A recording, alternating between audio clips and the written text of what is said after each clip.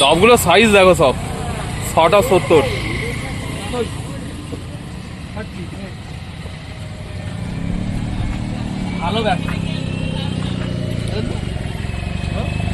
Competition হচ্ছে নাকি কি আগে খেতে পারে? ও দিদি ভাই আপনি কি খাচ্ছেন? ডাবসাস। ও দাদা ভাই আপনার খাওয়া হয়ে গেছে? ফিনিশ। ডাবগুলো সাইজগুলো জাদুয়ার আছে। মেদিনীপুর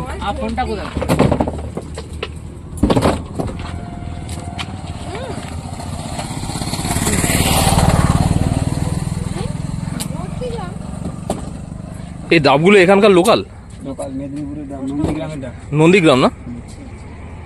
হলদিয়া সাইড থেকে আছে, নদীর ওই পাশটা হলদিয়া। আর দীঘাতে যেগুলো ওগুলো উড়িষ্যার গুলো ঢোকে। দীঘাতে রামনগর বাড়ি সাইড, রামনগর। আচ্ছা আমাদের এদিকে ওইদিকে ডাবের রেট আরো বেশি।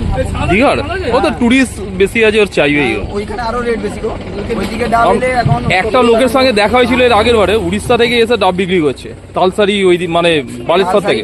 উড়িষ্যা বর্ডার লাগবে, বর্ডার লাগো জায়গা, বর্ডার লাগবে।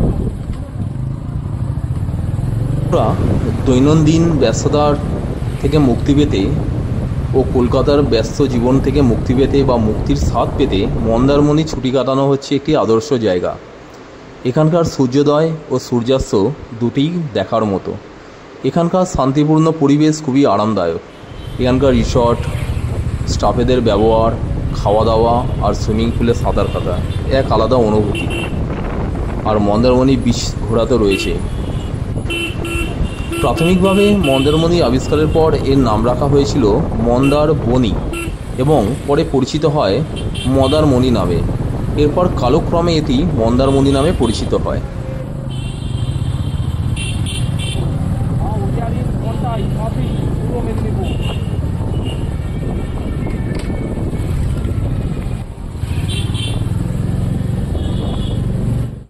পশ্চিমবঙ্গের উপকূলে অবস্থিত মন্দারমণি একটি শান্ত সমুদ্র সৈকত গন্তব্য, যা বালুকাময় তীর, রোমাঞ্চকর জলের ক্রিয়াকলাপ এবং প্রশান্ত থাকার এক নিখুঁত মিশ্রণ প্রদান করে। বিস্তৃত সৈকত এবং শান্ত জলের জন্য পরিচিত এই মন্দারমণি সমুদ্রের ধারে বিভিন্ন উপকূলীয় কার্যকলাপ উপভোগ করার ব্যবস্থা রয়েছে। মন্দারমণি ভ্রমণের সেরা সময় হলো অক্টোবর থেকে মার্চ মাস, যখন আবহাওয়া মনোরম থাকে এবং সমুদ্রের পরিস্থিতি সাঁতার কাটা এবং জলের ক্রিয়াকলাপের জন্য আদর্শ। গ্রীষ্মের মাসগুলি গরম এবং আর্দ্র হতে পারে। অন্যদিকে বর্ষা মৌসুমে ভারী বৃষ্টিপাত এবং উত্তাল সমুদ্র থাকে, যা সমুদ্র সৈকতে ছুটি কাটানোর জন্য এটিকে কম অনুকূল করে তোলে। মন্দারমণি তার সুন্দর সৈকত এবং আরামদায়ক পরিবেশের সাথে একটি অনন্য উপকূলীয় অভিজ্ঞতা প্রদান করে, যা এটিকে শহরের ব্যস্ততা থেকে মুক্তি পেতে চান এমন লোকেদের জন্য একটি দুর্দান্ত গন্তব্য করে তোলে।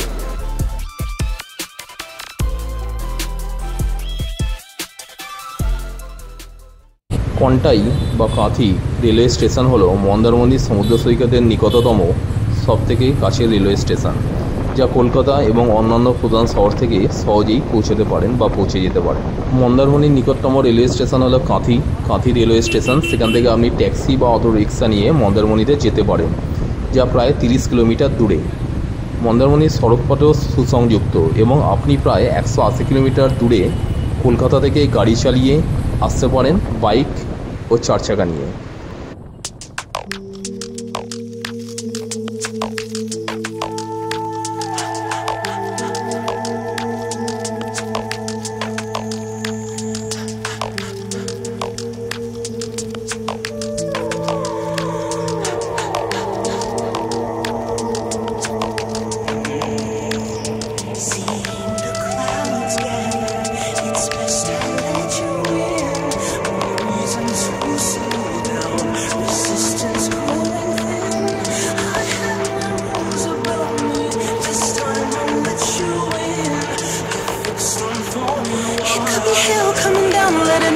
Soak into my skin.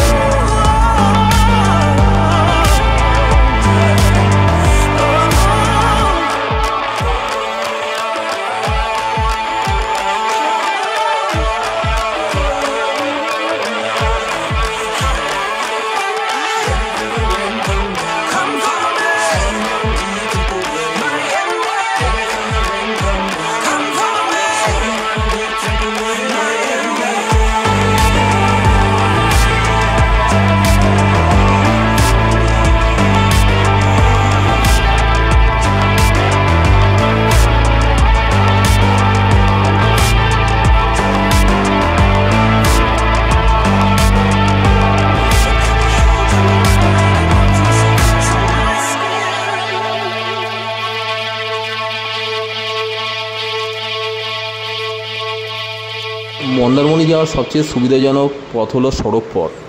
আর মন্দারমণি যাওয়ার সময় এই শৌলা সড়ক পথটি পড়বে, বা শৌলা নিউলি কনস্ট্রাক্টেড ব্রিজ, যাকে শৌলা নিউ ব্রিজ বা শৌলা ব্রিজ বলা হয়ে থাকে।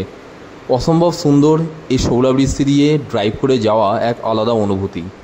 তোমরা যারা বাইক নিয়ে বা 4 চাকা নিয়ে মন্দারমণি আসবে শৌলা ব্রিজ হয়ে, তোমরা এই শৌলা ব্রিজটাকে জাস্ট এর প্রাকৃতিক সৌন্দর্যগুলোকে উপভোগ করতে করতে এসো।